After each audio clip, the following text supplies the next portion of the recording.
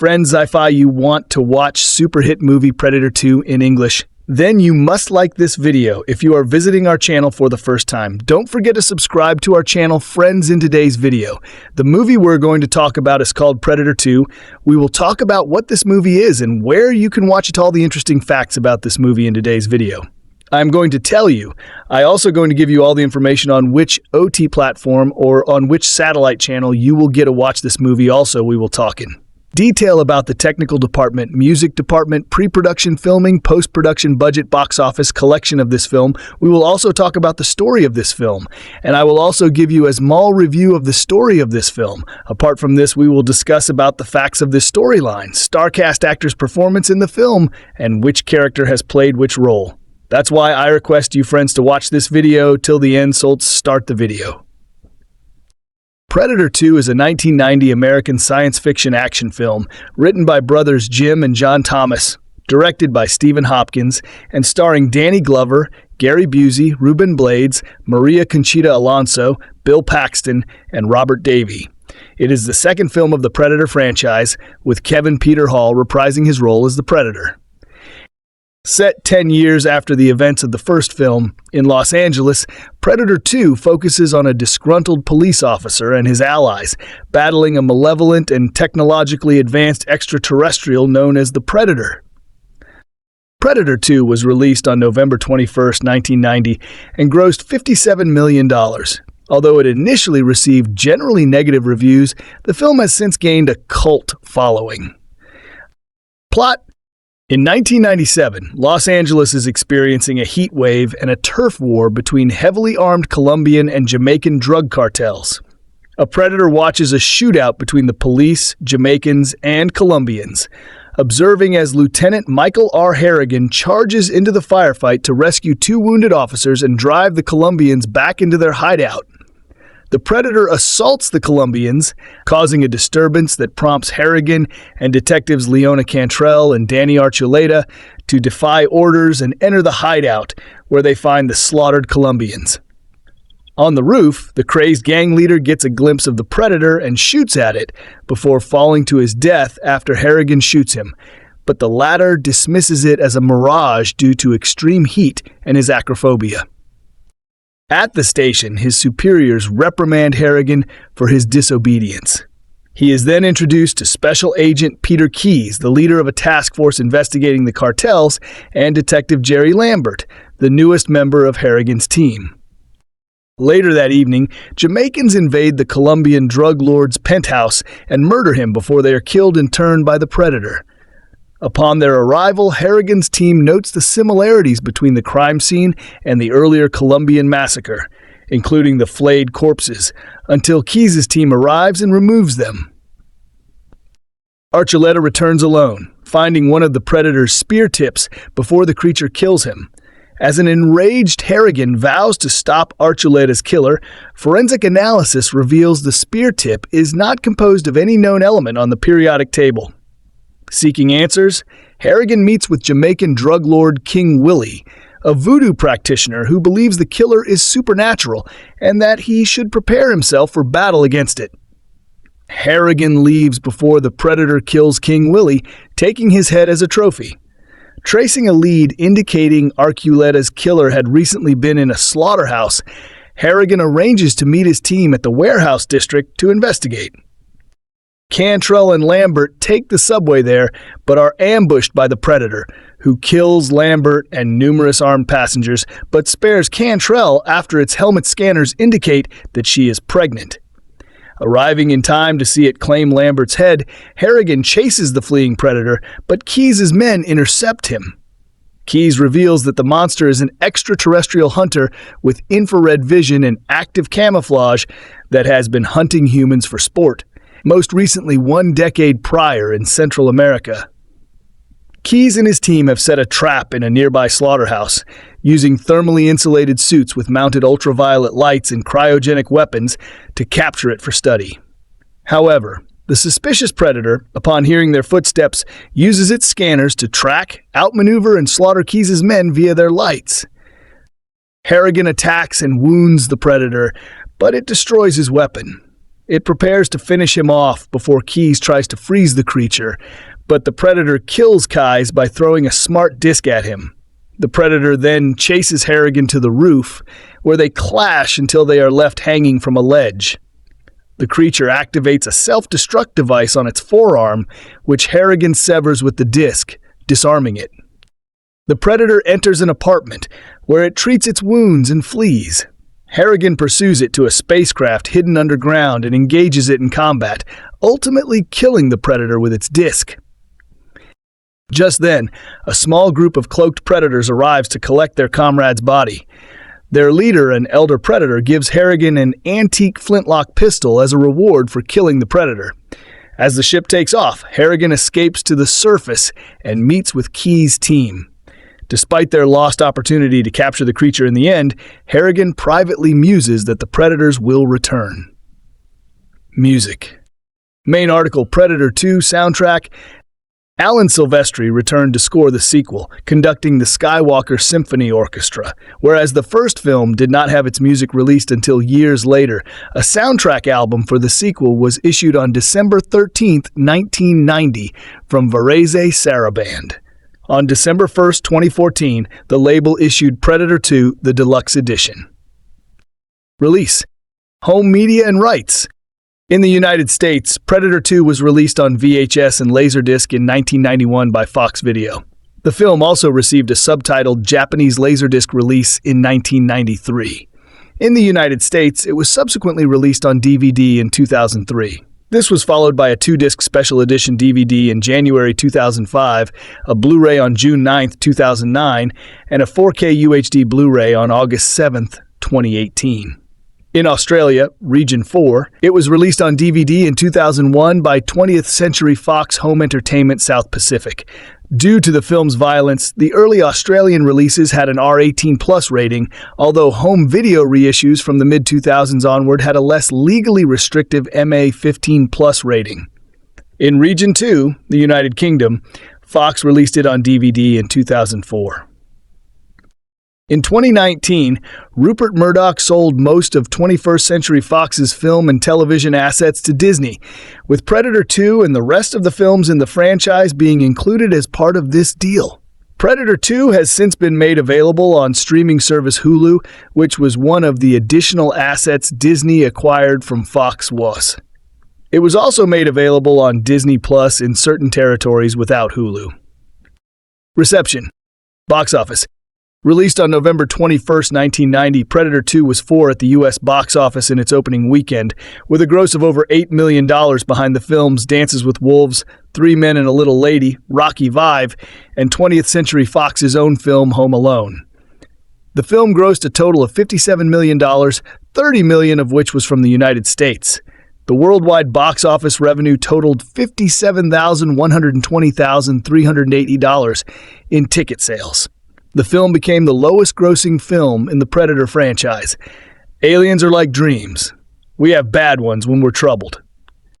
The creature who visits Earth in Predator 2 is a savage hunter that can make itself invisible. It stalks from above and eviscerates its human prey with savage skill. It is not related to the gentle beings who came to visit us in Close Encounters of the Third Kind.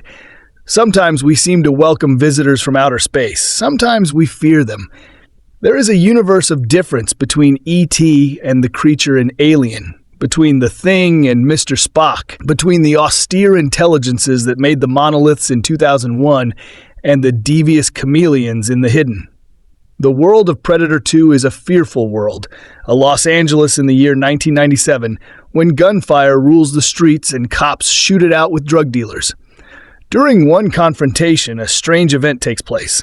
5 drug dealers, heavily armed and barricaded inside a building, are killed by some sort of visitor who is unarmed, who can throw a 160-pound man 20 feet in the air and who leaves no trace. What's going on here? That's what Danny Glover would like to know. He plays Harrigan, the toughest of street cops, and every time he gets a good lead in the case, he's warned away by a sneering federal agent, Gary Busey, who seems to have inside information.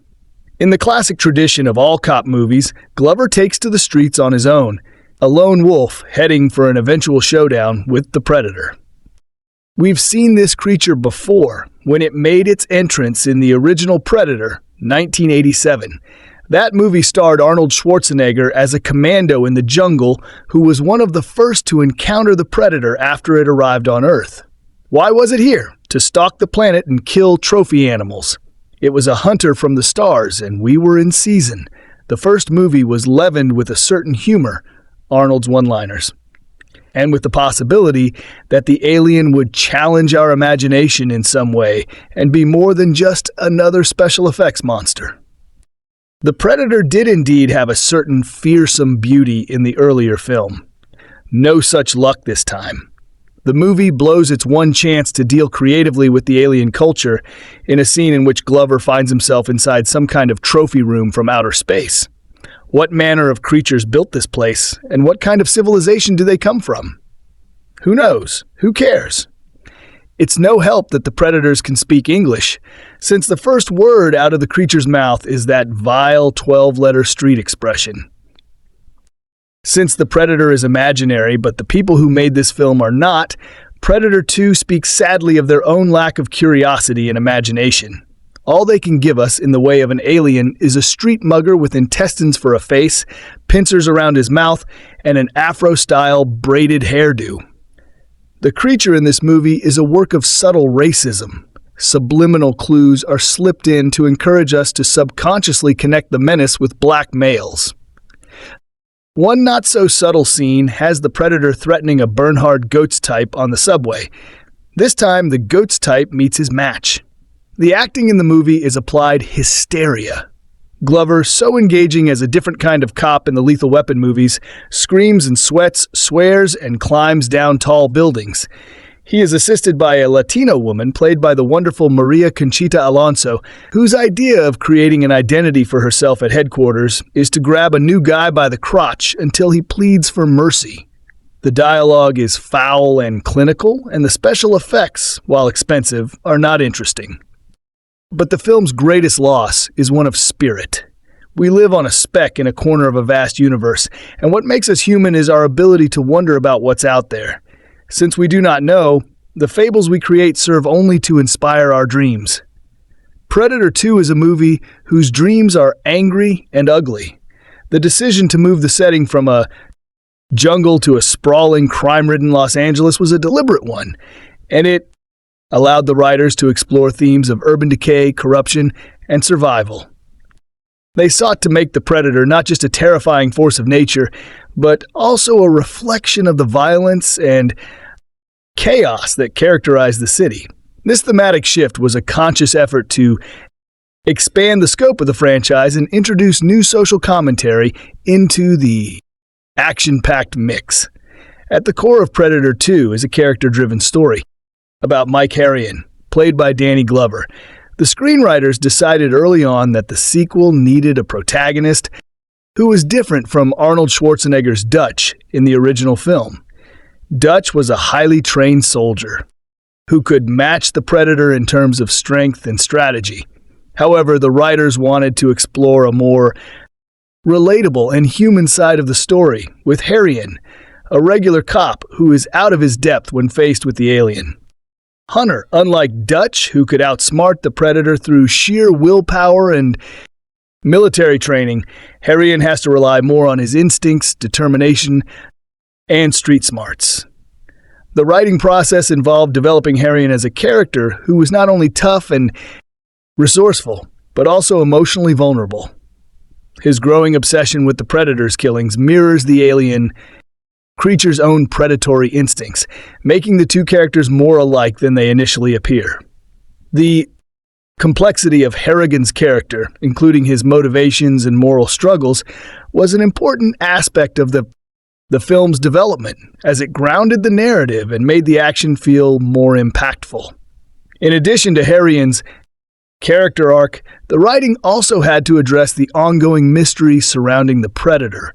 While the first Predator film focused largely on the tension of not knowing what the creature was, Predator 2 chose to reveal more about the alien hunter's nature. The writers knew that this reveal could either expand the franchise's mythology or risk taking away the mystery that made the first film so compelling. They decided to walk a fine line, offering glimpses into the predator's code of honor and the way it chooses its prey without fully explaining everything. This was a smart decision, as it deepened the character of the predator and gave audiences just enough information to be intrigued without losing the sense of danger that came from its unknown motives.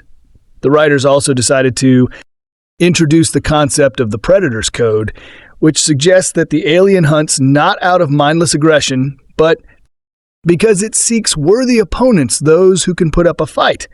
This adds an interesting moral complexity to the Clive creature, turning it from a mere monster into a more nuanced, albeit deadly, character. One of the key changes made during the development of Predator 2 was the shift in tone and pacing. The original Predator had a slow build-up, letting tension simmer until the reveal of the Predator's presence. However, in an urban environment like Los Angeles, where everything is chaotic and fast-paced, the writers knew they had to adjust the pacing to match the setting. The film opens with a frenetic, action-packed sequence involving a drug gang war, and the rest of the movie follows suit with constant tension and conflict as Harrion tracks the predator. This faster pace, however, doesn't mean that the writers abandon character development. Instead, they use the pacing to develop Harrion's obsession with the predator. As the film progresses, his pursuit of the alien becomes more personal, which is where the character work truly shines. The writing provides subtle clues about Harrion's troubled past and his struggles with authority, especially with his superior officer, Captain Phil Heineman, played by the late great Robert Davey. These elements add depth to the character and make his quest to take down the predator feel more meaningful. In addition to the main plot line, the writers also had to balance several subplots. There's the conflict between Harrion and the government agents led by Peter Keyes, played by Gary Busey, who are determined to capture the predator for their own purposes. The tension between Harrion and Keyes provides some of the film's most compelling dramatic moments. Harrion, a cop motivated by personal stakes, is at odds with Keyes, a government agent who sees the predator as just another dangerous entity to be contained. This dynamic sets up an interesting thematic contrast, with Harrion representing the human emotional side of the story, and Keyes representing the cold, calculated approach of institutional authority. The subplots involving the gang wars and the police corruption in Los Angeles also serve as a backdrop to the Predator's killings, reflecting the themes of violence and survival that permeate the film. These subplots might not seem essential at first glance, but they provide critical texture to the narrative, adding layers to the overall story and making the world feel more lived in. As the script developed, there were a few significant changes that shaped the final product. One of the more notable decisions was the inclusion of the scene in the Predator spaceship, which occurs at the end of the film. This sequence, which hints at the larger mythology of the predator species and sets up the possibility of future films, was not part of the original script. It was added later as the filmmakers wanted to create a sense of continuity with the first film, while also leaving open the potential for a larger interconnected universe. This scene is crucial in establishing the idea that the predator is not just a lone hunter, but part of a larger intergalactic culture, and it lays the groundwork for the franchise's future exploration of the predator species and their motives. This ending was met with mixed reactions at the time, with some critics praising it for expanding the lore and others feeling that it detracted from the simplicity and effectiveness of the original film. Another significant change came in the casting of Danny Glover as Mike Harrion. Initially, the role was intended for a more typical action star, but Glover's casting was a bold choice that paid off. His portrayal of Harrion was a departure from the usual grizzled, one-dimensional cop character seen in so many action films of the time. Glover brought a vulnerability to the role that added depth to the character. This change was reflective of the film's overall approach. While it was still an action movie, it was also more character-driven, and the script was written with Glover's emotional range in mind.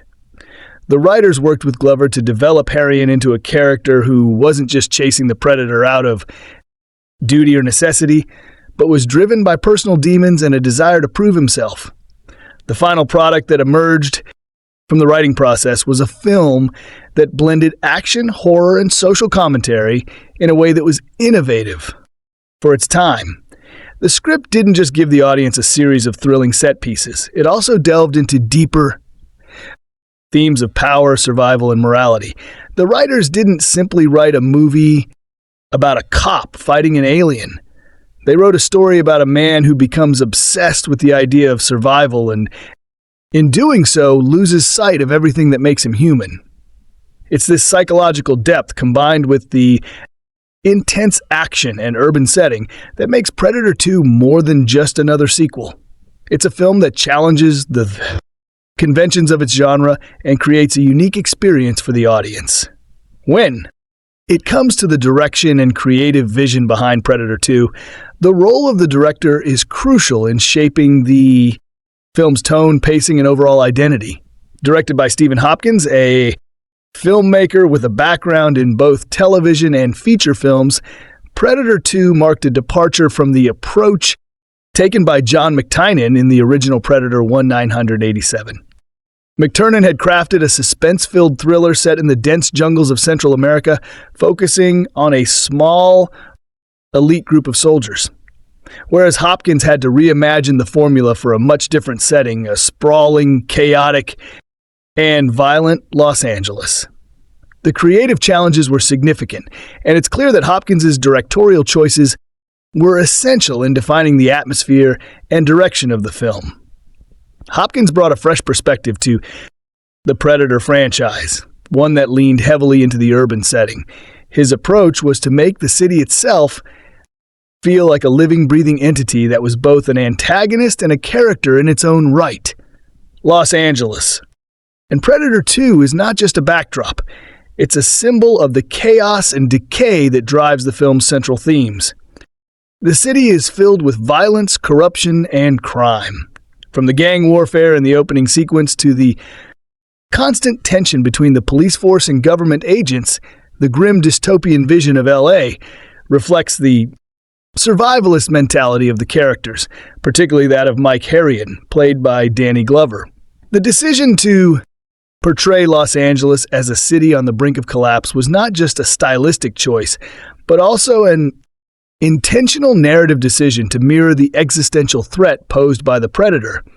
In a city where law enforcement is overstretched and citizens are left to fend for themselves, the arrival of a deadly alien hunter feels like a logical extension of the violence already simmering beneath the surface. The visual tone of Predator 2 is also a product of Hopkins' creative vision. Working with cinematographer Peter Menzies, Junior Hopkins used lighting, framing, and camera movements to convey a sense of claustrophobia and danger. The film often employs tight close-up shots which serve to make the viewer feel trapped within the oppressive world of Los Angeles. The use of shadows is particularly effective in creating a sense of dread and mystery around the Predator. Much like the first film, Hopkins used the creature's stealthy nature to his advantage, often showing the Predator through fleeting glimpses, teasing its presence and allowing the audience's imagination to fill in the blanks. The choice to reveal the creature in increments, first showing glimpses of its eyes or heat signature, then revealing more of its armor, adds to the sense of alienness and menace. Hopkins understood the power of withholding information, and this strategy helps maintain the suspense throughout the film. One of the most striking elements of Hopkins' direction is the pacing of the film. In the first Predator, the tension builds slowly as the soldiers gradually realize they are being hunted by something far beyond their comprehension. In Predator 2, however, the pacing is much faster, mirroring the intensity of urban life. The opening scene set in the middle of a gang war sets the tone for the rest of the movie. There is no time to waste. The action is constant and the stakes are immediately clear. The predator is hunting, and it will not stop until it has its prey. Hopkins uses rapid editing, intense action sequences, and sudden shocks to keep the audience on edge. However, what makes his direction stand out is the balance between action and character development. While the film is full of explosive sequences and brutal fights, Hopkins ensures that we stay emotionally connected to Harrian's journey. The action never overshadows the core emotional arc of the protagonist. Instead, it complements his obsession and his slow unraveling. This balance between high-octane action and human drama is where Hopkins' experience in television comes into play. He had worked on several TV shows, including the highly regarded 24, where storytelling often required short bursts of action mixed with deep character moments. This approach carried over into Predator 2, where the action scenes are tightly woven with moments of character introspection. Hergen's growing obsession with the Predator and his deteriorating relationship with his colleagues, particularly Captain Lel Heineman, played by Robert Davey, are presented against the backdrop of ever-escalating violence. Hopkins doesn't rush these moments. He allows the tension to build and the characters to breathe even as the action intensifies. The film's pacing is swift, but it doesn't feel rushed. In terms of directorial style, Hopkins also drew upon the gritty realism of 1980 SAS action cinema, a time when films often featured anti-heroes, morally ambiguous characters, and exploration of social issues. Predator 2 fits well within this tradition. The film's depiction of gang violence, political corruption, and social decay in Los Angeles reflects the hard-hitting, socially conscious action films of the era, such as Die Hard, 1988, and Lethal Weapon, 1987. While these films focused on individual characters trying to make sense of the chaos around them, Predator 2 expands on that idea by placing its characters in an even more chaotic environment where the rules of survival are constantly shifting. The action, therefore, becomes not just a spectacle, but a reflection of the society the characters inhabit. Los Angeles in Predator 2 isn't just a setting, it's a character, just as much as the Predator or Mike Harrian. Hopkins also brings an element of visual storytelling that stands out in certain sequences. One of the most iconic scenes in the film is the reveal of the Predator ship in the final moments. This sequence where the Predator's spaceship rises from the depths of a dark, forgotten corner of the city feels both ominous and awe-inspiring. Hopkins uses the setting, the lighting, and the Predator's own stealthy nature to evoke a sense of wonder and fear. Simultaneously, the reveal is almost mythic, suggesting that the Predator is not just an alien creature, but part of a larger, more complex ecosystem of hunters. This revelation is a crucial moment for expanding the Predator franchise's mythology, setting the stage for future films and spin-offs. Hopkins doesn't simply give the audience a quick glimpse of the ship. He lingers on it, letting the full weight of the moment sink in. It's a masterful piece of direction that pays off narratively and thematically. In addition to his visual style, Hopkins also worked closely with the film's actors to develop their characters. Danny Glover, in particular, benefited from Hopkins' direction. Glover's portrayal of Mike Harrian is far from a typical action hero performance. Harrian is a cop on the edge, emotionally scarred by his experiences in the city, and increasingly obsessed with the Predator. Glover brings a vulnerability and rawness to the character, and Hopkins allowed him to explore the emotional depth of the role. One of the film's most poignant moments comes when Harrian, after surviving a series of brutal confrontations with the Predator, finds himself face-to-face with the creature in a final showdown. The way Glover conveys his fear, anger, and determination in these moments is a testament to Hopkins' ability to draw out nuanced performances in an otherwise action-heavy film. Similarly, Gary Bowie's performance as the government agent Peter Keyes brings an additional layer of intrigue to the film. Keyes is a character who represents the cold, calculating forces of government, and B's over-the-top, intense performance serves as a foil to Glover's more grounded, emotional portrayal of Harrion. Hopkins allows Busy to indulge in his eccentricities, making Keyes both menacing and unpredictable. This creates a fascinating dynamic between Harrion and Keyes, as both men are obsessed with the Predator, but approach it from drastically different perspectives. The tension between them adds a layer of complexity to the film that goes beyond just the man versus monster narrative. As for the other performances, the supporting cast, including Robert Davi as Captain Heineman and Bill Paxton as a fellow cop, Jerry Lambert, each brings something unique to the table. Paxton, known for his ability to blend humor with toughness, plays the character of Jerry with a sense of bravado and humor that provides some levity amidst the film's otherwise grim tone. His character also serves as an emotional anchor for Harrion, and their interactions highlight the personal stakes that drive the protagonist. The supporting characters aren't just expendable background figures. They each contribute to the thematic depth and narrative complexity of the film. In conclusion, Stephen Hopkins' direction of Predator 2 plays a pivotal role in establishing the film's identity as more than just a typical action movie or sequel. By shifting the setting to an urban environment, infusing the film with social commentary, and balancing explosive action with character-driven moments, Hopkins crafted a film that feels both grounded and thrilling.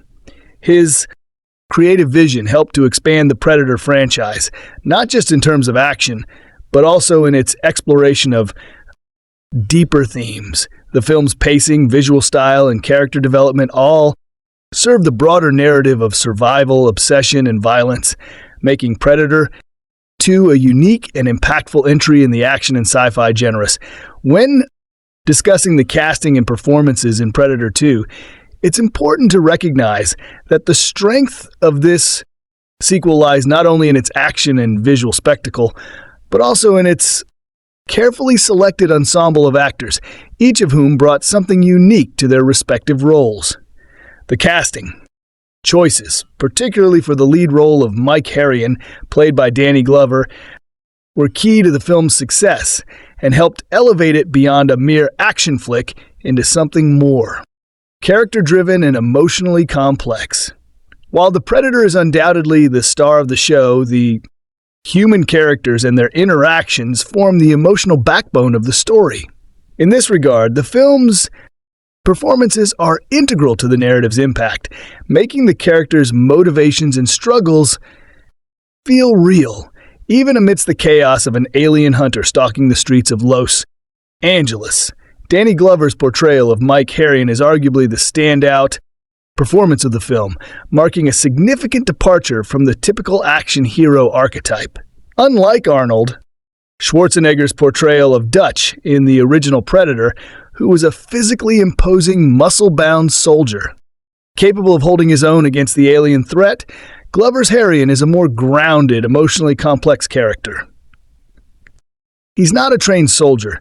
He's a regular cop trying to do his job in an increasingly dangerous, lawless city.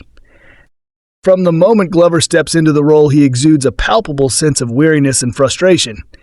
Harrion is a man deeply affected by the violence he witnesses every day as a cop, but he is also driven by an obsession with solving the mystery of the Predator's killings. Glover's performance conveys the emotional toll that this obsession takes. On Harrion, his relationships with his colleagues become strained, and his mental state begins to deteriorate as he fixates on the alien creature. This character depth is what separates Predator 2 from many other action movies of the time, where the protagonists are often one-dimensional, tough as nails types. Glover's Harrion is emotionally vulnerable yet determined, making him a more relatable and human character.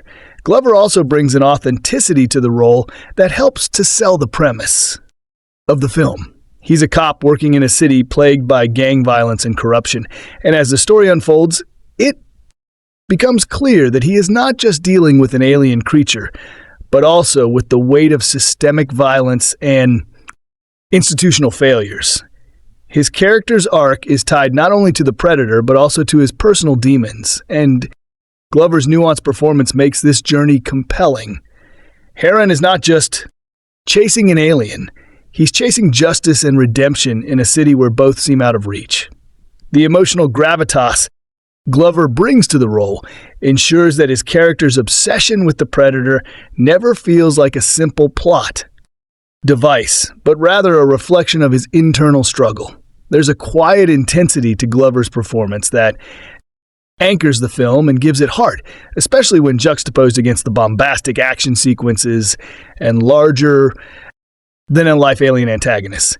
Alongside Glover, the film features a cast of talented supporting actors who all contribute to the overall tone and emotional complexity of the film. One of the most notable performances is that of Gary Busey, who plays Peter Keyes, a government agent working with a team of specialists to capture the Predator.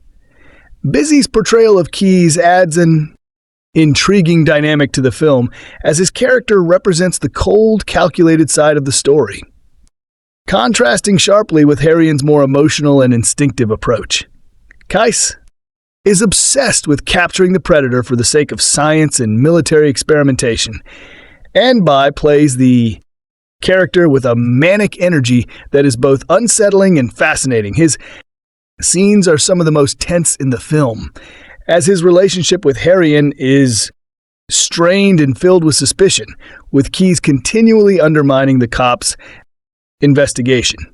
Busey's portrayal of Keyes helps to emphasize one of the film's central themes, the clash between the human drive to understand and control the unknown versus the primal instinctual nature of the Predator. This thematic tension is played out in the conflict between Harrigan and Keyes, with both men being driven by different motivations yet ultimately becoming intertwined in their shared obsession with the alien creature. Then there's the performance of Robert Davey, who plays Captain Phil Heineman, Herron's superior officer. Davey's portrayal of Heineman is that of a weary, pragmatic cop who is just trying to keep the peace amidst the madness of Los Angeles. His role is important because he provides a voice of reason, attempting to pull Herrion back from the brink of his obsession. However, Davey infuses Heineman with just enough skepticism and gruffness to make him feel like a realistic authority figure. He's not simply a good guy or a bad guy. He's a product of the system trying to navigate a dangerous and corrupted environment. Davey's portrayal of Heineman serves as a counterpoint to Glover's Harrigan, and their interactions reflect the tension between personal vendettas and professional duty. Heineman is constantly trying to keep his officers in check, but he also knows that Herrion is often right in his instincts. This dynamic adds complexity to the narrative, as it shows that Herrion's drive to stop the Predator is not just about proving his own worth, but also about making sure justice is served in an environment that has long since abandoned it. Bill Paxton, known for his ability to bring a mix of humor and toughness to his roles, plays Jerry Lambert, a fellow cop and close friend of Herrion. Paxton brings a lighthearted energy to the film, providing much-needed moments of levity amid the dark, tense atmosphere. While Lambert is certainly not immune to the violence of the world around him, Paxton injects the character with certain charm and vulnerability. He is in many ways standing for the audience, a character who is thrown into the insanity of the Predator's rampage, but remains grounded and relatable. Paxton's performance is a reminder that even in a film filled with alien hunters and high-stakes action, human connection and humor are essential. His chemistry with lovers, Harrigan adds an emotional layer to the film, particularly in the scenes where the two characters are forced to confront the gravity of the situation they find themselves in. Paxton's performance, though often overshadowed by the bigger action sequences, is a key component in maintaining the film's emotional balance. Another supporting role that deserves mention is that of Maria Conchita Alonso, who plays the character of Leona Canrell. As a fellow member of Herrion's team, Leona is a strong, capable woman who provides both emotional support and practical assistance to the investigation. Alonso's performance is understated but effective, bringing a sense of intelligence and resourcefulness to the role. She doesn't just exist to be the token female character. She's an integral part of the team, and her presence adds to the film's thematic exploration of survival and the human will to fight against the odds. Although her role is more subdued compared to the male leads, Alonso's portrayal of Leona adds an important layer of depth to the team dynamic. Overall, the cast of this Predator 2 excels in bringing their respective characters to life in a way that feels grounded and emotionally resonant. Even though the film is filled with over-the-top action and sci-fi elements, the actors never lose sight of the human drama at the heart of the story. The performances elevate the film beyond a simple monster movie, making the stakes feel personal and the character struggles meaningful. While the Predator remains the film's central focus, it is the human performances that provide the emotional foundation that makes the action sequences and the final confrontation with the alien hunter feel impactful. Glover's compelling portrayal of Harrigan, combined with the strong supporting performances from Basie, Davey, Paxton, and Alonso, creates a rich and dynamic cast that truly brings the world of Predator 2 to life. In conclusion, Predator 2 benefits from its exceptional casting choices and the strong performances that drive the film's narrative. Danny Glover's performance as Mike Harrigan is the emotional core of the movie, providing a deeply human counterpoint to the extraterrestrial threat. The supporting cast, including Gary Busey, Robert Dack, Davi, Bill Paxton, and Maria Kenna Alonso, all add richness and depth to their respective roles, helping to flesh out the film's themes of survival, obsession, and morality. The strength of the performances, along with the engaging chemistry between the cast members, is one of the primary reasons why Predator 2 stands out as a memorable and enduring entry in the action and sci-fi genres. The film is not just about an alien monster hunting humans. It's about the humans who are forced to confront their own fears, weaknesses, and desires in the face of an unstoppable force. When analyzing the antagonist dynamics in Predator 2, it's crucial to understand the intricate layers that make up both the creature itself and the various human figures that act as obstacles or even foils to the protagonist. The movie isn't just about a man versus monster scenario. It's also an exploration of what makes someone a true predator and what it means to survive in a world filled with violence, obsession, and corruption. The movie flips the script by showing not just the extraterrestrial antagonist, the Predator, but also how humans embody similar traits of cunning, cruelty, and instinctual drive to survive. These elements play into the themes of power, control, and morality that the film subtly critiques, while keeping the audience engaged with both thrilling action and philosophical light undertones. First and foremost, the Predator itself remains the central antagonist in Predator 2. While it's essentially the same creature from the original 1987 film, this sequel introduces it in a completely different environment, the urban jungle of Los Angeles, where it hunts a more diverse set of prey from gang members to police officers. This shift in setting adds a new layer to the Predator's character, expanding upon its role as a hunter. Rather than just taking down military men in the jungle, the Predator is now part of an urban nightmare, going after anyone who it deems worthy of being hunted. The action scenes involving the Predator are naturally some of the film's most visually gripping moments. It's a creature whose strengths, stealth, physical prowess, and advanced technology are perfectly suited for the chaotic streets of a violent, crime-ridden city. However, what makes the Predator an intriguing antagonist in this sequel is how much more we get to learn about its motivations. The first Predator film had a more simplistic approach, focusing mainly on the creature's primal need to kill. But in Predator 2, we start to understand the nature of its hunting ritual. While the Predator is still an incredibly dangerous force, it's presented as part of a larger, almost ceremonial tradition. An intergalactic hunt that mirrors ancient human rites of passage. One of the film's most fascinating scenes involves the reveal of the Predator's spaceship, and with it a deeper mythology about the creature species. It's not just a random alien, it's part of a greater culture of warriors. The revelation that the Predator is part of a larger group which operates on a code of honor adds layers to its characterization. It's not mindlessly evil, it's simply another predator in a world of predators.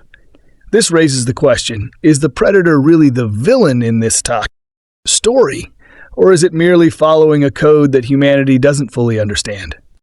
It's a question that blurs the lines between hero and villain, making the Predator a more complex figure. However, in addition to the extraterrestrial antagonist, the film introduces a number of human antagonists who play critical roles in complicating Mike Harrian's Danny Glover investigation into the strange killings.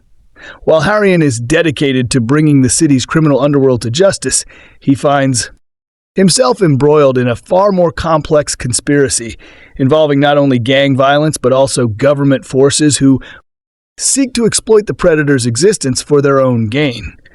The most prominent of these human antagonists is Peter Keyes, Gary Busy, a government agent who is part of a covert operation to capture and study the Predator. Kai sees the Predator as a scientific discovery, being that must be controlled and studied in the name of technological advancement. However, his obsession with the creature makes him a dangerous force in his own right. While Harrian is focused on stopping the Predator from killing innocent people, Keyes views it as a resource to be harvested, embodying a more sinister aspect of human nature, the drive to dominate and exploit the unknown. What makes Keyes an effective human antagonist is not only his ruthlessness, but his calculated, cold demeanor. Busy's performance is key. He brings an unsettling energy to the role of Keyes, a man who is willing to sacrifice anyone and everyone in his pursuit of the Predator. Unlike the Predator, Keyes is not bound by any honorable code. His singular focus on capturing the creature and using it for scientific purposes blinds him to the moral and ethical ramifications of his actions. This dynamic introduces a stark contrast between Harrigan and Keyes, as the latter represents the worst of humanity's instinctual drive to control, while Harrian, despite his flaws, is someone who seeks justice, even if it means going against his own superiors. In this regard, the Predator isn't just an alien to be hunted. It's a symbol of the dangerous consequences of humanity's own actions. The film uses Keyes and his government team to highlight the theme of human corruption, particularly in how people deal with power, violence, and the unknown. While the Predator is presented as an existential threat, it's the human characters, Keyes, and the gang members that showcase the darker elements of human nature. The Predators in Predator 2 aren't just aliens, but also humans who prey on the weak and powerless for their own gain. Keyes' disregard for human life and his willingness to exploit the alien for personal gain are ultimately what make him a more insidious antagonist than the creature itself. However, Keyes' role in the story is not just limited to providing a foil to Harrigan. He also serves to underline the film's philosophical subtext about survival and power. His pursuit of the Predator represents humanity's insatiable curiosity and desire to dominate nature. Whether it's the environment, animals, or even other species, this drive to control the uncontrollable is depicted in a cold and calculated manner, showcasing how even the government in its quest for supremacy has no moral qualms about exploiting the unknown. While Harrian, despite his own flaws, has a more emotional, personal connection to the Predator, Keyes remains detached and clinical. This contrast provides a thematic depth to the film's exploration of what makes one a predator, and it raises the important question of whether the government's interference with nature is any different from the aliens' hunting practices. At the same time, Predator 2 also critiques the notion of power through the character of the gangs that populate the streets of Los Angeles. In the opening sequence, the film establishes the setting as one where violence is part of everyday life. The gang warfare and lawlessness that define the city mirror the brutal survival instincts at play within the predator itself. These gang members, with their territorial behavior, are also a form of predators.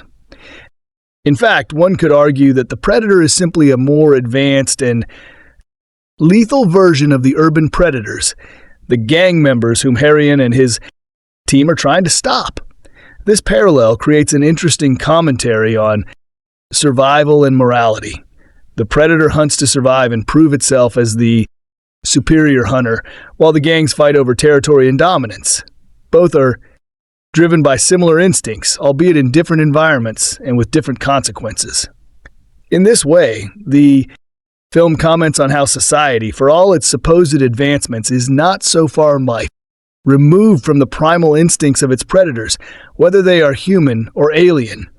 The portrayal of these human antagonists, particularly Keyes, adds complexity to the movie's narrative as it shifts the focus from a simple monster hunt to a broader reflection on the nature of power, survival, and ethics. Ka's obsession with the predator ultimately leads to his own downfall as his underestimation of the alien creature results in his gruesome death. The scene where Keyes faces off with the predator in the final act is a powerful moment as it shows the limitations of human intellect and technology when faced with an otherworldly force. The predator, for all its savage nature, operates on a set of rules that are alien to the human characters, and its honor code ensures that it remains a formidable force even when humans attempt to control or capture it. What's particularly interesting about Predator 2 is how it positions its antagonists, not just as threats to the protagonist, but as symbolic representations of humanity's darker tendencies. The human characters, Keyes, the gang members, and even the corrupt police officers embody forms of predation that are in many ways more terrifying than the predator itself. The film raises important questions about the nature of power and the ethical choices individuals make when confronted with the unknown. Is humanity's drive to control the unknown any better than the predator's instinct to hunt? Are the real predators those who hunt for survival, or those who hunt to dominate and control? In the end, Predator 2 doesn't just present an alien monster, but uses its antagonist to highlight the complex and often troubling aspects of human behavior. The predator itself is an antagonist whose motivations, though rooted in survival, carry an inherent respect for the rules of hunting. In contrast, the human antagonists like Keyes represent a far more dangerous breed of predator, one who is willing to sacrifice morals and ethics in the pursuit of power and control. This thematic richness makes Predator 2 more than just a typical action flick. It's a thoughtful examination of what it means to be a predator both in the animal kingdom and in human society. Through its layered antagonists, the film forces the audience to confront the uncomfortable realities of power, survival, and the human propensity for cruelty, ultimately making it a far more complex film than it's often given credit for.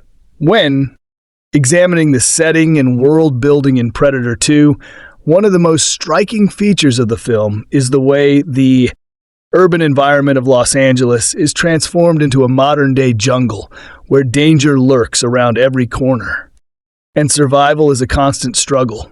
Unlike the dense tropical jungle of the first Predator movie, which was isolated and removed from civilization, Predator 2 places its alien hunter in the heart of an urban metropolis, amplifying the tension and sense of vulnerability that comes with such a setting. The film uses this urban jungle not only as a backdrop for the action, but as a narrative device that reflects the themes of the movie.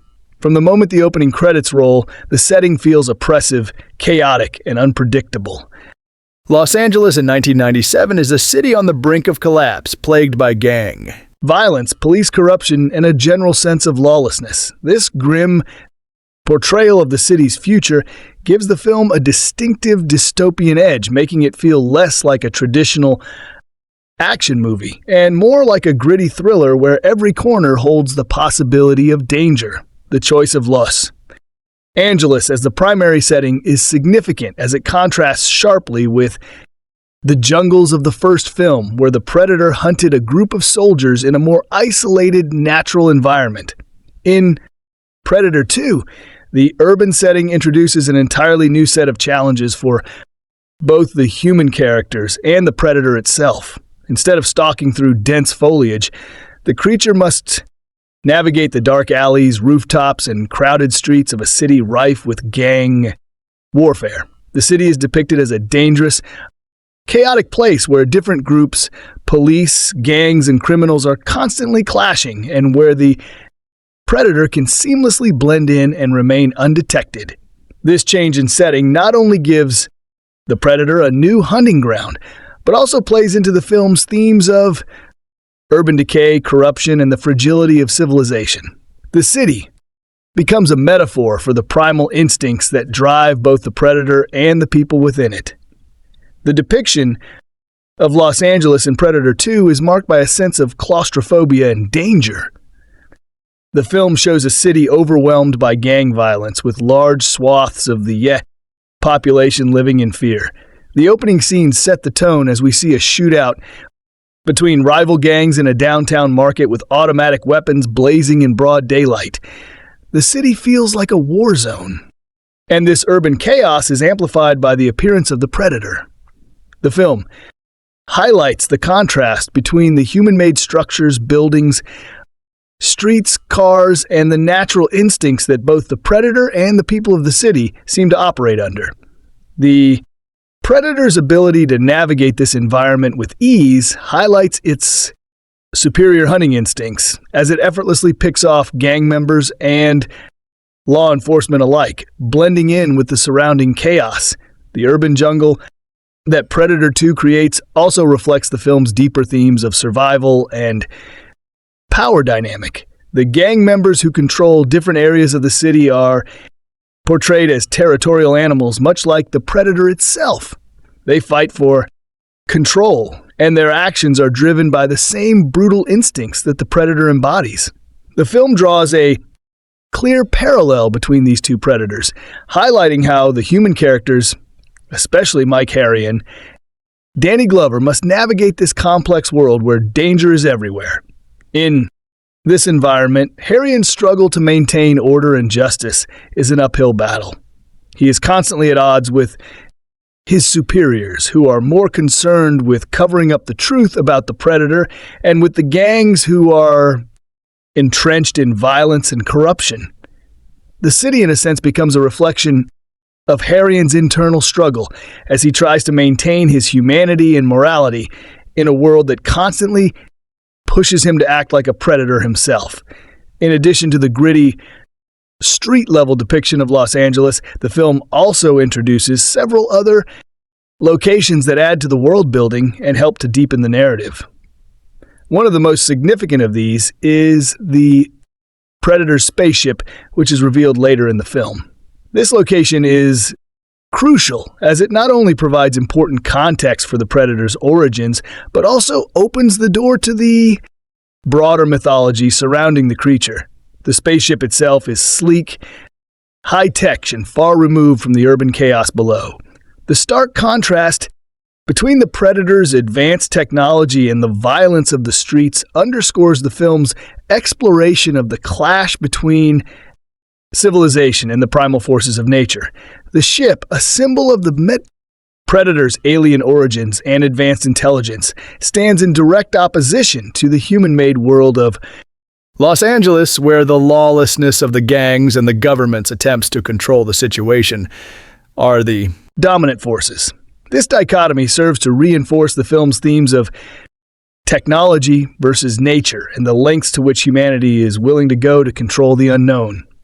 Another key location that plays a significant role in the world building of Predator 2 is the police precinct where Harrian works.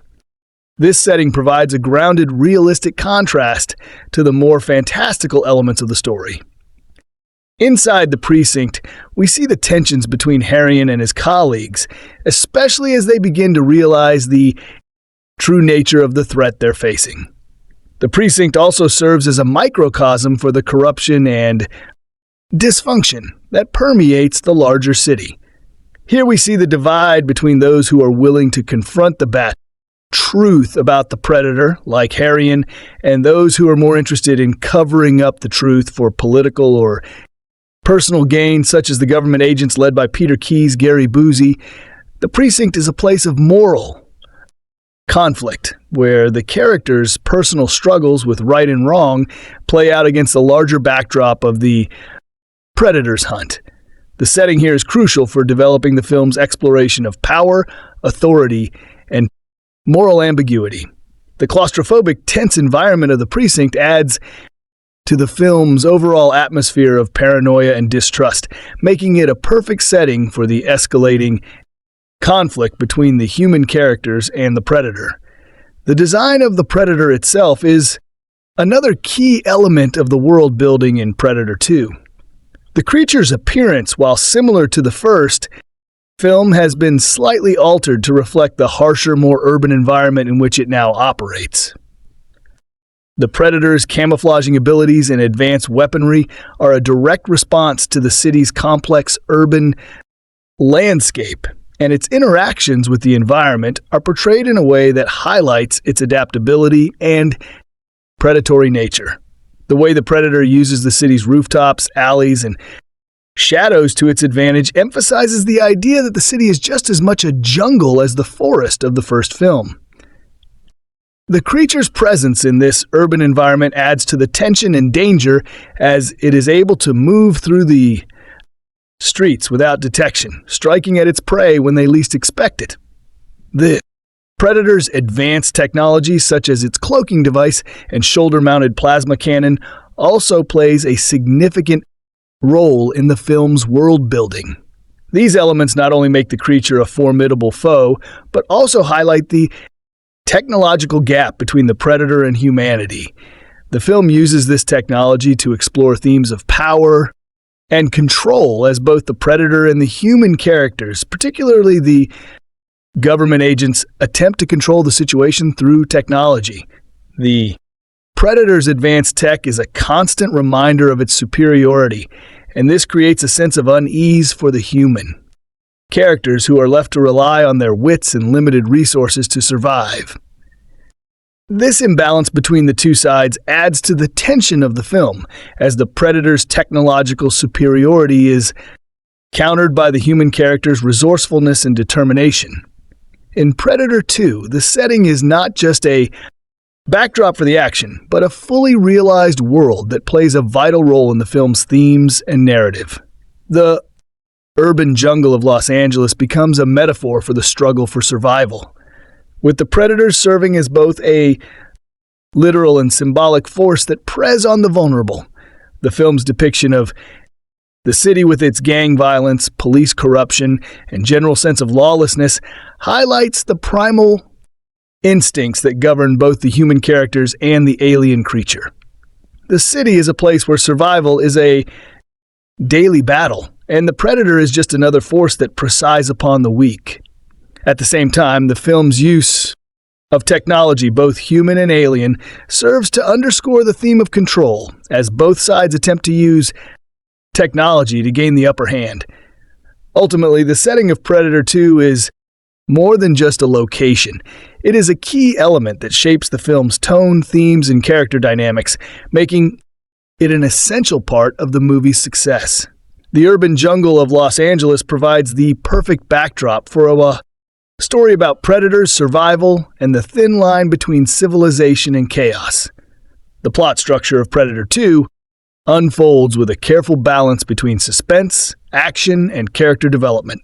Much like its predecessor, the film follows a classic three-act structure, but it diverges from the first movie by adapting the central mountain conflict to a more urban setting where the alien creature now hunts within the chaotic streets of Los Angeles.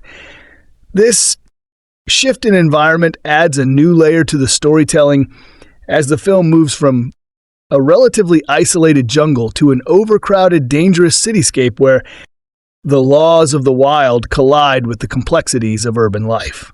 In breaking down the structure of the film, we can see how it builds tension, escalates conflict, and reaches a climax that satisfies both the narrative and thematic expectations set forth by the earlier acts.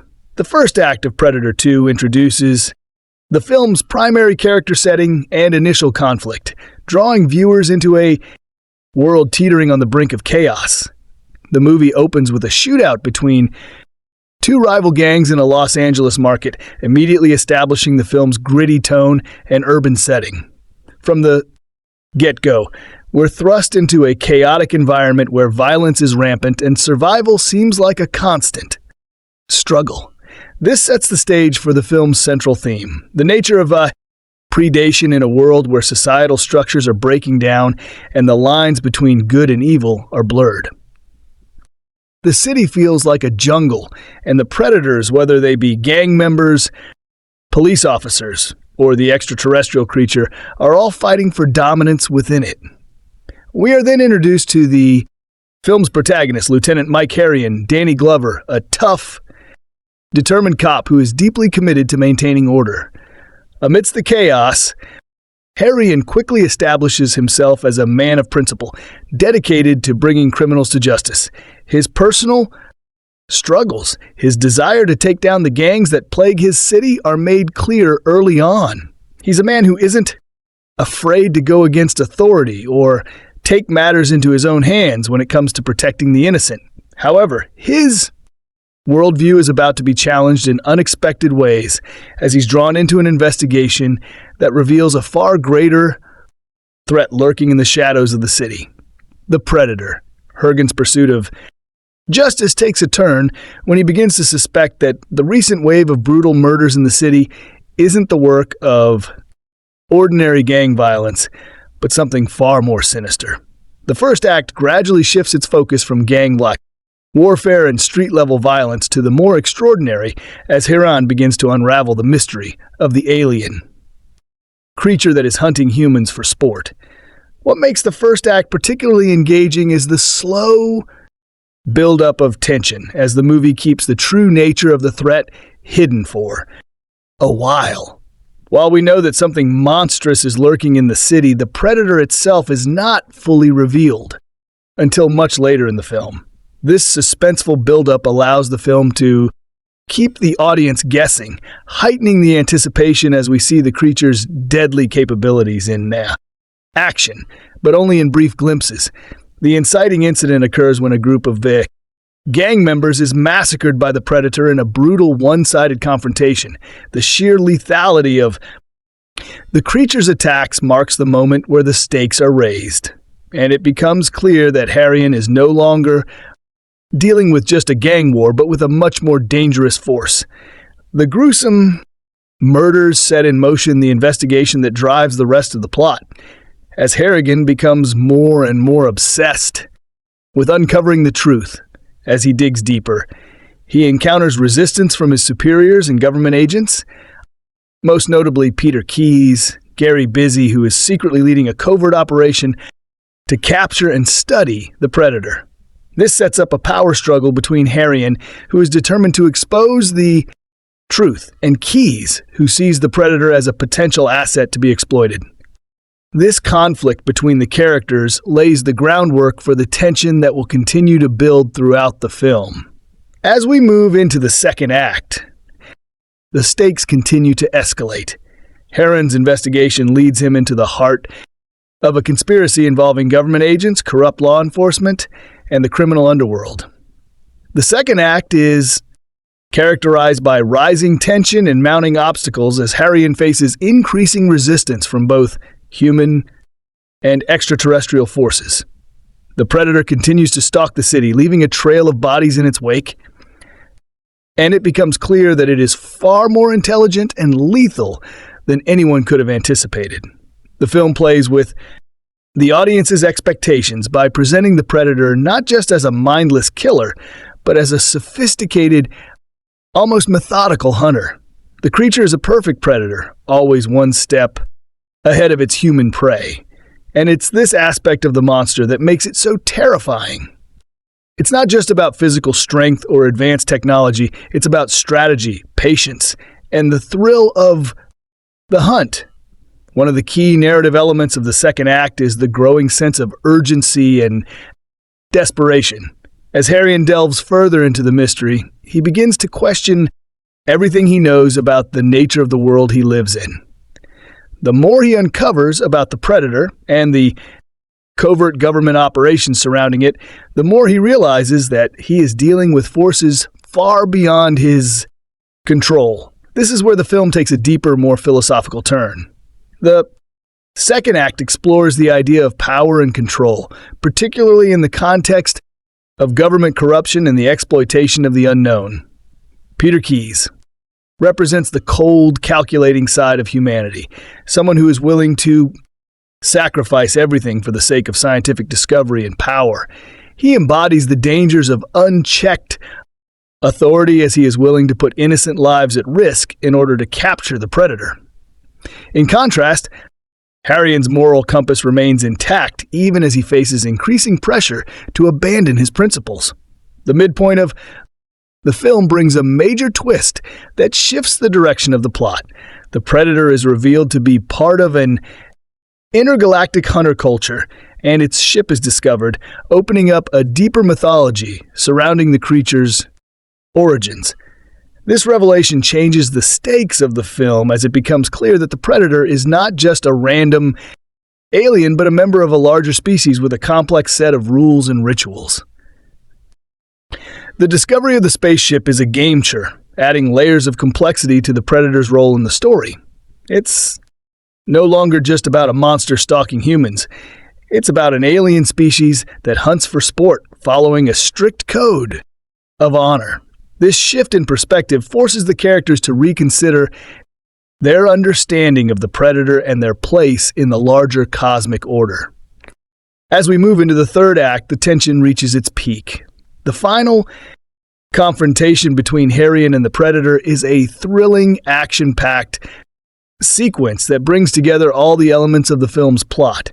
Harrion, having lost several of his colleagues and allies, is now on a personal mission to bring down the Predator, not just for the sake of justice, but as a matter of survival. The stakes are higher than ever, and the film's pacing accelerates as Harrion faces off with the Predator in a deadly game of cat and mouse.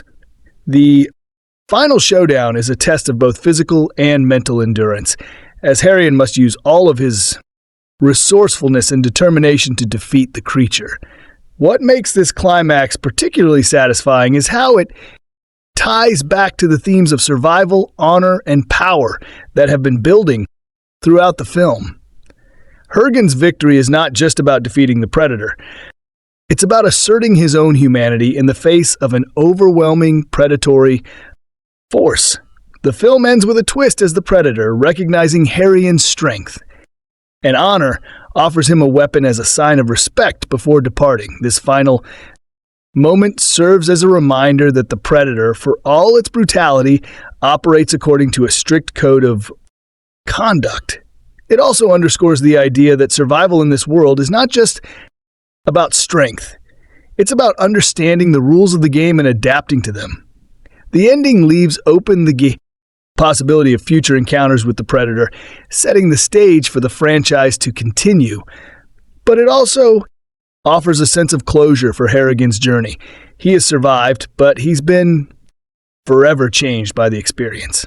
In conclusion, Predator 2 follows a well-structured plot that builds tension, escalates conflict, and delivers a satisfying climax. The first act establishes the film's setting and characters, introducing us to the gritty urban jungle of Los Angeles and the central conflict.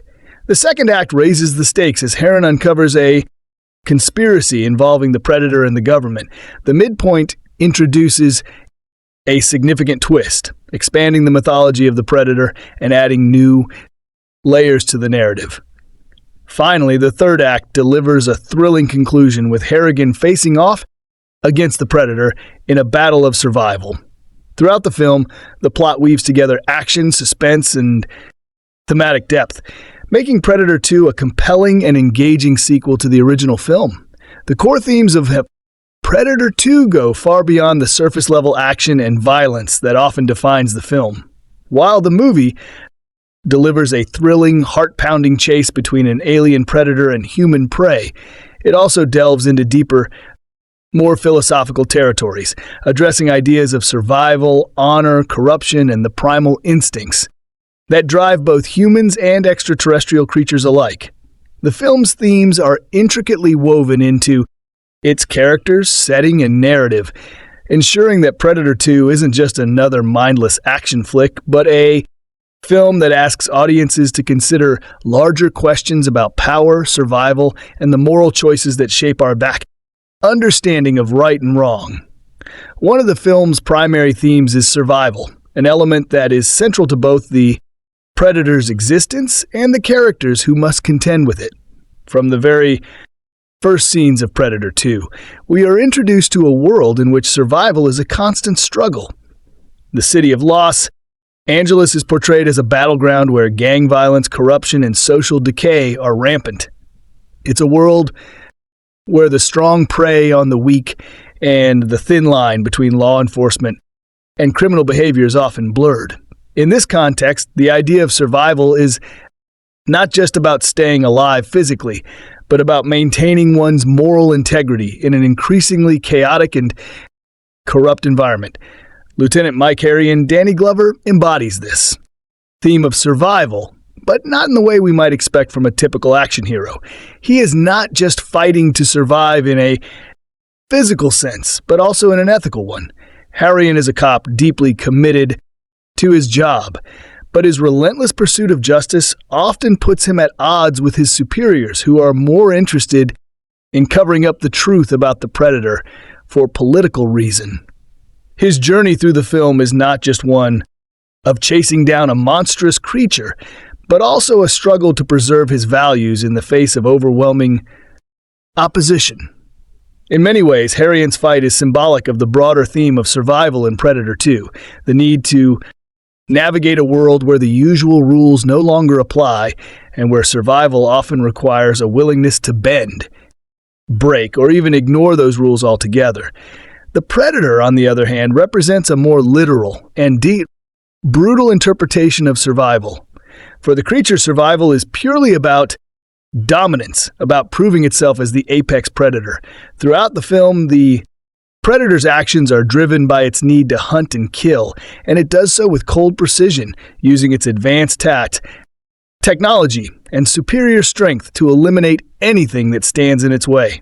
The creature's nature is primal and instinctual, devoid of the moral quandaries that humans must face. This contrast between Harrion's moral struggle and the Predator's pure predation emphasizes the film's exploration of what it means to survive. In a world where the stakes are life or death, while humans are forced to grapple with the consequences of their actions, the Predator operates without such concerns, making it a terrifying force of nature that operates without the constraints of morality. Another prominent theme in Predator 2 is the idea of honor and the code of conduct that governs both the Predator and certain human characters. This concept of honor is explored in several ways throughout the film, most notably through the Predator's actions and its interactions with her. The Predator, while violent and ruthless, is not simply a mindless killer. It is portrayed as a creature that follows a strict code of honor in its hunting practices. It hunts not out of malice, but as part of a ritualistic and cultural tradition with the goal of proving its superiority over other life forms. This is evident when, after their final confrontation, the Predator offers Haran a weapon as a sign of respect, acknowledging him as a worthy opponent. The weapon, a trophy of sorts, symbolizes the Predator's acknowledgement of Harrigan's strength and honor, and it serves as a reminder that in the world of Predator 2, power and honor are intricately connected. The Predator's actions raise interesting questions about what constitutes honor in a brutal, unforgiving world. Is honor something that can only be achieved through strength and violence? Or is there room for other, more human qualities like integrity and morality. The film challenges the audience to consider these questions, offering the predator as a counterpoint to the more human notion of honor. On the human side, Harrien's own sense of honor is a driving force behind his actions. His unwillingness to back down in the face of overwhelming odds, even when confronted with an extraterrestrial threat, is a testament to his personal code of conduct. Harrian is not simply trying to stop the predator. He is also trying to do the right thing, to maintain his sense of justice and morality in a world that seems increasingly devoid of both. In this way, Harrien's fight against the predator becomes a metaphor for the broader struggle between personal integrity and the corrupting forces of power. His journey is one of self-discovery as much as it is a physical battle, and it's his honor that ultimately sets him apart from the other characters who are more willing to compromise their values for the sake of control or survival. Corruption is another central theme that plays a key role in the narrative of Predator 2. The film's depiction of Los Angeles in 1997, filled with gang violence, corrupt police officers, and a government that is more concerned with covering up the truth than protecting its citizens, underscores the idea that corruption is a systemic issue that permeates all levels of society. This theme is particularly evident in the character of Peter Keyes, Gary Busey, who is tasked with leading a covert government operation to capture and study the predator. Keyes is not motivated by a desire to protect humanity from the alien threat, but by the prospect of scientific discovery and the potential to weaponize the predator's advanced technology. His willingness to sacrifice lives, including those of his own colleagues, in the name of power and knowledge, reveals the moral rot at the heart of the institution he represents. Keyes' actions highlight the dangers of unchecked authority and the moral compromises that can occur when people in power are more focused on their own agendas than on the well-being of the public. Harrian, in contrast, represents a different type of integrity, one that is rooted in a more personal sense of justice. While Keyes and his team of government agents are willing to overlook the deaths of innocent people in the pursuit of their goals, Harrian remains steadfast in his commitment to doing what is right, even when it means going against authority. The film positions her as the moral center of the story, the character who refuses to compromise his principles in a world that seems to reward corruption and moral flexibility.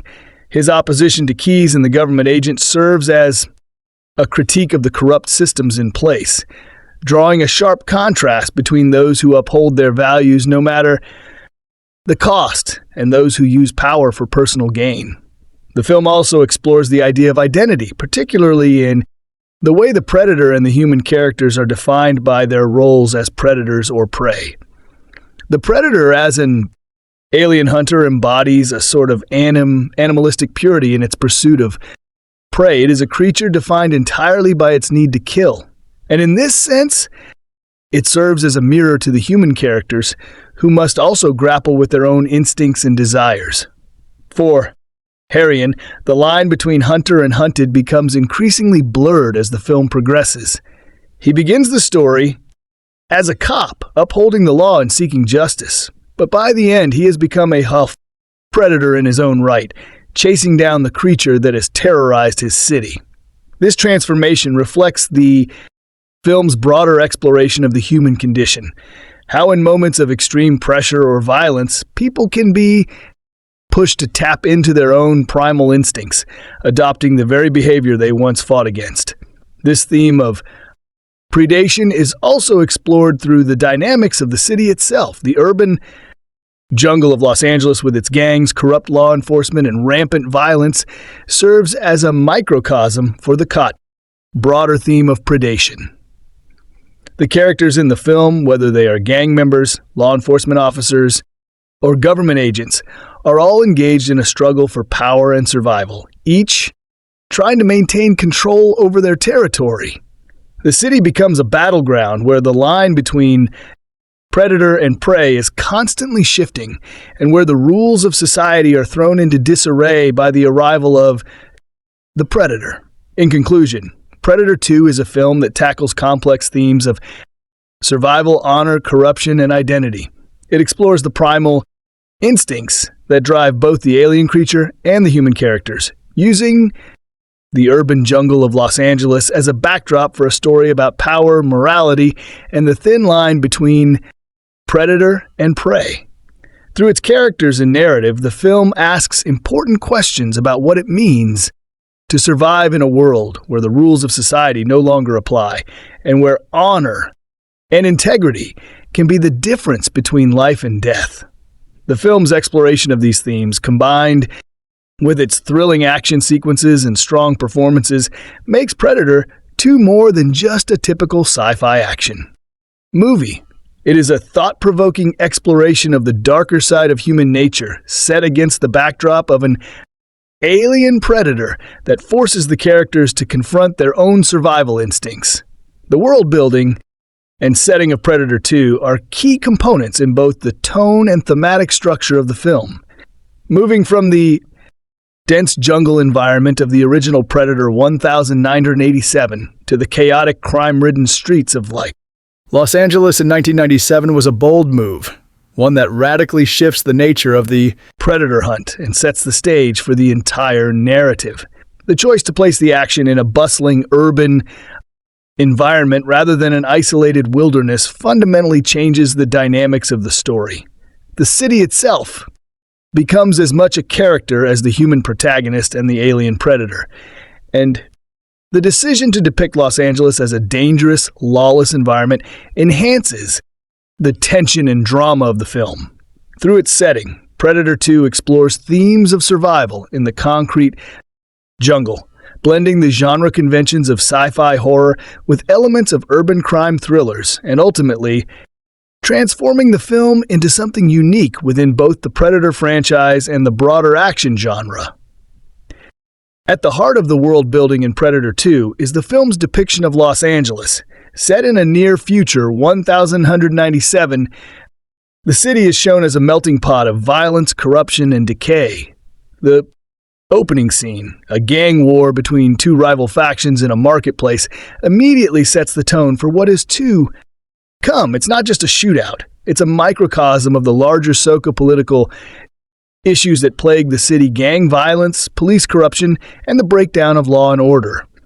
The city's depiction is far from glamorous. It's gritty, chaotic, and heavily stylized to show how far it has descended into lawlessness. The dark rain-soaked streets, the crowded alleyways, the towering skyscrapers overshadowing the dilapidated neighborhoods, they all work together to create a sense of urban claustrophobia.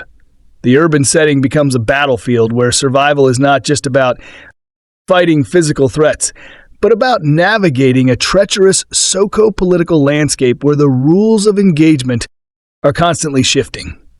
The futuristic version of Los Angeles in Predator 2 also represents a world where technology, crime, and authority intersect. The film imagines a future where police forces, once symbols of order and justice, are overwhelmed by the sheer scale of urban violence. Lieutenant Mike Harrion, Danny Glover, and his fellow officers are depicted as being out of their depth, caught between powerful gang factions, corrupt higher-ups, and an alien predator that seems to be operating beyond anything they've ever encountered.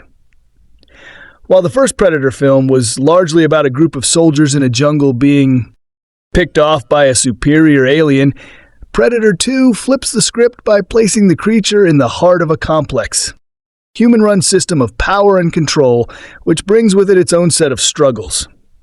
The city then becomes a place where humans are prey to both their own vices and the alien that stalks them, effectively reflecting the film's thematic exploration of survival in an unforgiving world. One of the defining characteristics of Los Angeles in Predator 2 is its role as a character in the larger narrative. Just as the jungle was a defining aspect of the original film, the city in Predator 2 is not just a backdrop for the action. It actively shapes the plot and influences the characters. The streets, the buildings, and the neon-lit alleyways create a world where survival is complicated by both the physical dangers of the predator and the social, economic, and moral dangers of the city itself. The vast urban sprawl creates a sense of anonymity, a labyrinth of places to hide. And yet, the film's villains, whether gang members, corrupt cops, or the alien creature, seem to have an innate ability to navigate this chaos, relentlessly pursuing their prey. The city's design also plays a significant role in establishing the movie's tone and mood. The rain-soaked streets, the nighttime lighting, and the neon signage all contribute to an atmosphere of danger and uncertainty. The film often utilizes lighting and shadows to enhance the sense of isolation as characters move through the urban landscape, seemingly swallowed up by the environment. The predator itself blends into the backdrop in a way that emphasizes its invisibility both physically thanks to its cloaking technology and thematically as it hunts with ruthless precision without any clear motivation other than survival and sport. The dense urban environment provides ample opportunity for the creature to stalk its prey, utilizing the environment to its advantage. This version of Los Angeles, dark, rainy, and oppressive, reflects the nature of the hunt. It's a world where everyone is vulnerable and no one can fully trust their surroundings.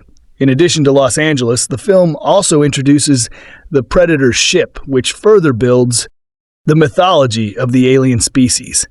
The ship is revealed when Lieutenant Harrian and his team discover it hidden beneath the city, offering a significant expansion on the lore of the original Predator film. This moment not only enhances the understanding of the Predator as an alien species, but also emphasizes the creature's ability to operate on Earth without drawing attention. It's an incredibly important moment in the film because it establishes the Predator's connection to a broader intergalactic hunting culture, moving the creature from a mere monster to an entity with a defined origin and purpose. The ship's design is sleek and alien, offering a stark contrast to the gritty urban environment outside. Inside, the ship is filled with relics of the Predator's previous hunts, trophies from past victims, weapons, and artifacts that suggest a long and storied tradition of hunting across the universe.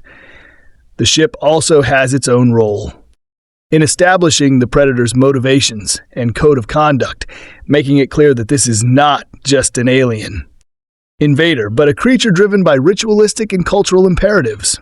It is part of a larger cosmic order, one that we as humans are only beginning to understand. The film also does a great job of reflecting the class and racial dynamics that are embedded in the fabric of the city.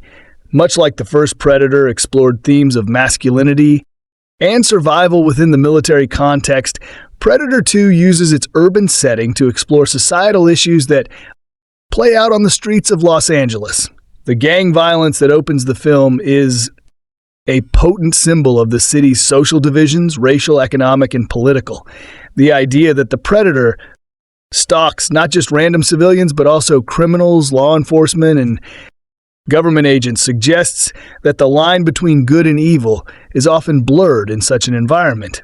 While the Predator may represent an external force of nature, its presence in Los Angeles underscores the idea that the urban landscape is itself a battleground where both individuals and institutions struggle for power, control, and survival. The film critiques the breakdown of social structures, positioning the Predator as a kind of equalizer, one that takes no sides and simply seeks to eliminate whatever it perceives as a worthy challenge. Whether a gang member or a police officer, no one is safe in the world of Predator 2.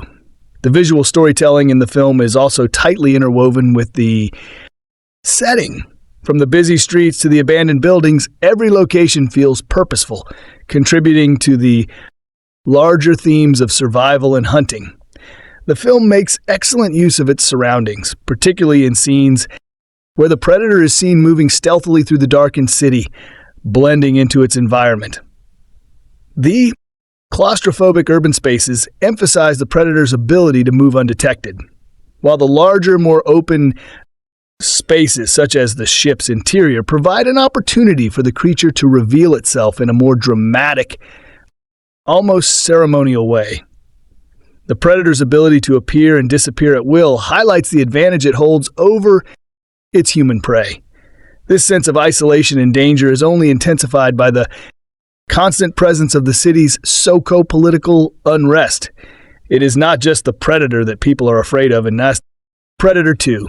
The environment itself is hostile. In terms of symbolism, the urban setting of Los Angeles becomes a representation of the modern world's complexities and contradictions. On one hand, the city is a place of opportunity and progress, symbolized by its towering skyscrapers and technological advancements. On the other hand, it is a place where the social fabric has unraveled, where gangs control entire neighborhoods, and where the law is often powerless to stop the violence. The city is a microcosm of the larger conflicts at play in the film. The struggle between civilization and savagery, between order and chaos, between human ingenuity and alien superiority. The Predator, as an intergalactic hunter, represents an external force that imposes its own logic and values on this fractured world. Its presence in the Butt City serves as a reminder that in the grand scheme of things, humans are not at the top of the food chain. The Predator's hunt within the concrete jungle of Los Angeles thus becomes a metaphor for the ways in which the natural world's brutal survival mechanisms intersect with human civilization's attempts to impose order on chaos. In conclusion, the setting and world building in Predator 2 are integral to the film's success.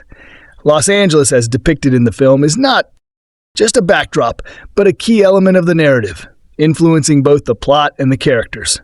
The city's dark, rained streets, its urban sprawl, and its social decay reflect the film's central themes of survival, power, and the breakdown of order. The Predator Ship 2 adds another layer to the world building, expanding the lore of the franchise and providing context for the creature's motives. Through its setting, Predator 2 creates a unique world where the lines between predator and prey are constantly shifting, making the film not only an action-packed thriller, but also a meditation on the nature of power, survival, and human nature itself. The structure of Predator 2 follows a familiar but effective narrative trajectory with clear acts that establish a satisfying rhythm, but it also plays with genre conventions to keep audiences on their toes. The film's plot structure is broken into three key acts: the setup and inciting incident, the rising conflict and stakes, and the climax and resolution. While these are the typical stages one would expect from any action thriller, Predator 2 is far from predictable as it balances multiple narrative threads and character arcs that keep the tension high and the stakes personal.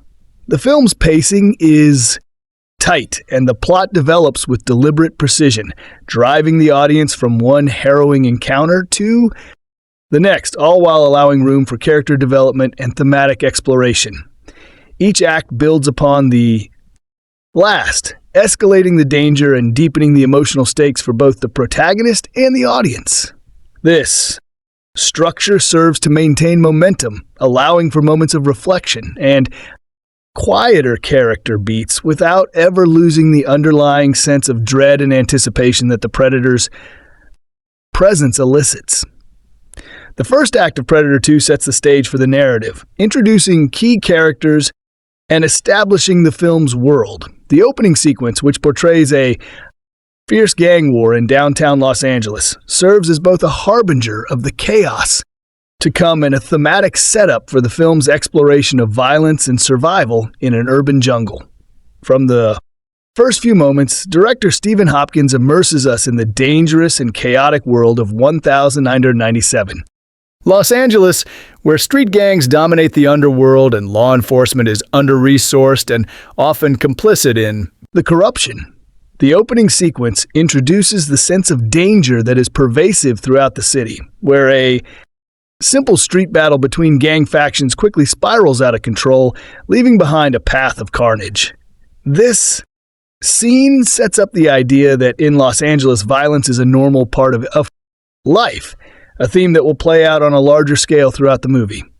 The introduction of Lieutenant Mike Harrion, Danny Glover, is crucial at this point as it begins to show the contrast between his idealism and the gritty reality of the world around him. Harrigan is a cop with a strong sense of justice, but his interactions with the higher-ups, particularly the corrupt officers and those with political motivations, show that the system is deeply flawed. While the audience is aware that Harrion is a dedicated officer, the film also makes it clear that he is constantly fighting a losing battle, not just against criminals, but against a corrupt system that places more importance on maintaining appearances than actual justice. His frustration with the ineptitude of the higher-ups and his growing realization that something far greater than gang violence is at play keeps him on edge, setting up his personal journey as the protagonist. And some information about it. How do you like our today's video? Please let us know by commenting. And if you like this video, please like it, share it, and don't forget to subscribe to our channel. Thanks for watching.